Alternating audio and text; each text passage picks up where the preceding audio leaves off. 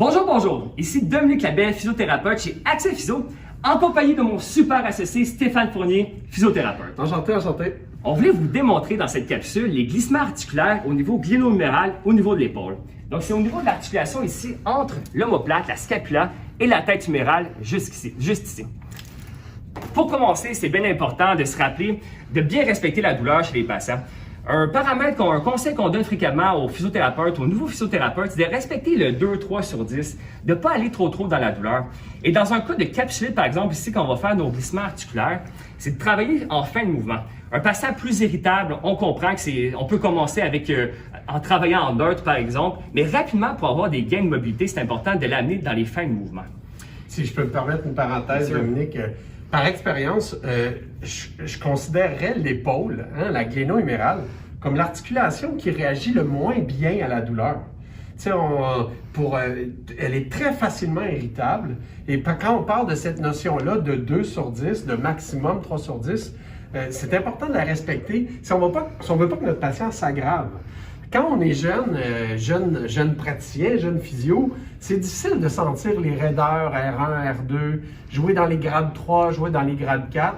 Alors, je trouve que de se donner un objectif de communiquer avec le patient, le respect du 2 sur 10, en fin de mouvement permise, va donner les meilleurs résultats. Bien sûr, exact. Et souvent, dans les problèmes d'épaule, on peut avoir aussi la région cervicale qui est beaucoup impliquée, la région cervico-thoracique, thoracique aussi. Les gens peuvent être irritables aussi, par exemple, beaucoup de douleurs la nuit, par exemple. Donc, c'est vraiment important d'être très à l'affût de notre patient et de lui demander toujours, je suis toujours dans le 2-3 sur 10, toujours avoir un bon contact visuel. Merci de l'ajout.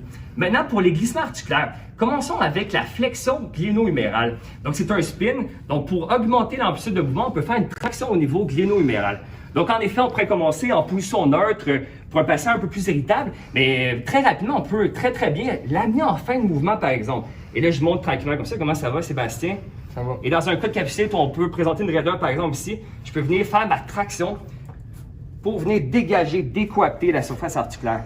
En ce moment, je fais des grades 3+, dans une 3, et je peux aller même 4 ici, des petites amplitudes dans la résistance. Ça va toujours. Ouais. Combien d'oscillations, tu dirais, Dominique? 3 séries d'une trentaine facilement et je peux monter même 90 quand ça va très bien, dépendamment de l'irritabilité de mon patient. Puis si tu peux me permettre, souvent on va commencer les mouvements avec le patient. Le 2 sur 10 va bien dans le premier 10 secondes, dans les 30 premières oscillations. Puis à mesure que tu progresses dans ton mouvement, le patient communique de l'inconfort. C'est important de revenir. Exact. Donc, tout le long de cette mobilisation-là, valider où on est avec le patient sur le 2 sur 10. Tout à fait. Maintenant, pour l'abduction. Donc, pour faire l'abduction, c'est un glissement inférieur au niveau gléno-huméral. Donc, je peux m'installer comme ceci. Il faut bien supporter le bras du patient. Des fois, quand on est trop loin, les patients ont de la misère à relâcher. D'être proche du patient, ça aide beaucoup au patient. Il se sent plus sécurisé, plus confortable. Et je peux l'amener vers mon abduction ici, comme ça. Je vais même induire une petite traction gléno-humérale. Donc, on voit Sébastien qui est assez costaud, mais je le tiens bien comme ça ici. Et je peux venir faire ma petite traction et faire mon glissement inférieur pour améliorer mon abduction ici. Et je peux faire même des petits roulements en même temps, quand ça va mieux comme ceci. Et je vais aller toujours, ça va comme ça. Oui. Je peux redescendre. Et je suis dans cette position-là, comme ceci. Ensuite, pour ce qui est de la rotation interne. Donc, c'est un glissement postérieur pour augmenter ce mouvement-là. On peut le faire, par exemple, le long du corps comme ça, 0 degré d'abduction. Mais rapidement aussi, on peut mettre un petit peu d'abduction. Donc, comme ceci, je peux venir appuyer, plusieurs façons de le faire. Moi, j'aime bien appuyer comme ça le bras du patient et induire ma rotation interne. Je viens chercher ma tête humérale ici et faire mes glissements postérieurs dans cette position-là. Position qui est confortable aussi, Dom, c'est peut-être juste comme ça en supination. Oui, bien sûr, c'est vrai. Ouais. Très confortable. En pronation, pardon. Oui, exact. Et j'utilise mon corps pour faire mes mobilisations. Ensuite, pour l'adduction horizontale, donc c'est un mouvement qui peut être très raide ici. Donc, encore une fois, ce serait une traction un peu comme la flexion gléno-humérale. Donc, je peux amener le patient comme ceci et induire, je vais aller tranquillement, ma traction. Donc, je viens tirer vers moi ici pour venir dégager la surface articulaire. Ça va comme ça. Oui. Toujours en validant notre 2 sur 10. Un petit peu plus loin. Toujours 2-3 sur 10, ça va. Passons maintenant à la rotation externe de l'épaule, la rotation latérale, et c'est le mouvement le plus limité dans le cas d'une capsule rétractile à l'épaule. On se rappelle le patron capsulaire au niveau gléno-huméral, un manque de rotation externe, suivi par un manque d'abduction, suivi par un manque de rotation interne. Donc, je vous montre maintenant les glissements pour améliorer la rotation externe à l'épaule.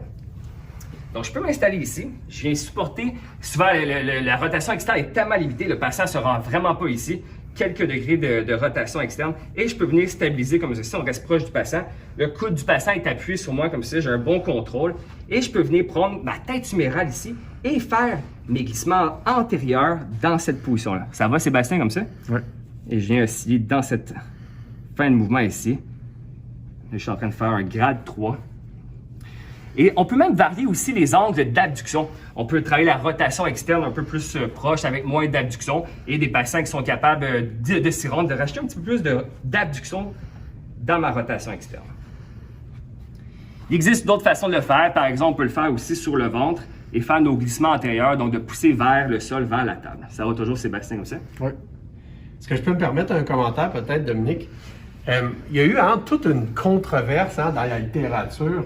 Est-ce qu'on fait un glissement antérieur ou postérieur avec la rotation, pour gagner notre rotation externe? Alors, ce qu'on peut comprendre, en tout cas à travers les années, avoir vu tous ces modes-là passer, souvent, on reprochait au syndrome d'abutement gléno-huméral d'avoir une tête humérale trop antérieure.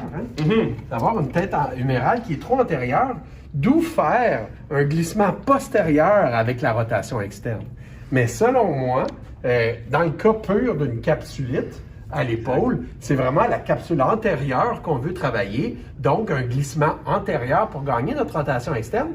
On va inviter les gens peut-être à essayer les deux, voir lequel semble gagner davantage, mais par expérience, quand c'est purement une raideur capsulaire, on veut gagner notre glissement antérieur avec la rotation externe. Exact. Puis soyons ouverts d'esprit avec les patients avec notre raisonnement clinique, par exemple, plusieurs patients qui peuvent réagir de différentes façons. Donc, c'est important d'essayer des techniques puis de faire des tests-retests, valider nos techniques, voir si y a de l'amélioration.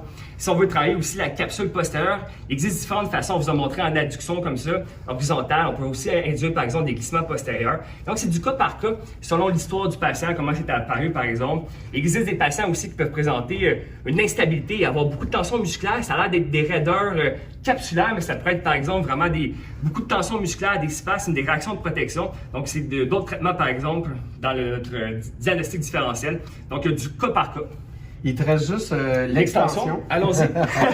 Donc, l'extension, il ne faut pas l'oublier. L'extension, on se rappelle, c'est vers l'arrière comme ça. Donc, pour l'extension au niveau gléno-huméraire, c'est comme la flexion. Donc, on peut faire une traction, c'est un spin. Donc, je peux venir comme ceci. J'ai demandé à Sébastien de venir un petit peu plus vers moi en bout de table et je peux ramener le bras un petit peu en extension si ça va comme ça. Et je peux induire ma traction dans ce mouvement-là, comme ceci. Ça va? Oui. Toujours dans le 2-3 sur 10, toujours dans la fin de mouvement permise, dans le respect de la douleur. Exact. Ça va, Sébastien? Oui. Voilà pour les glissements articulaires au niveau gléno-huméral.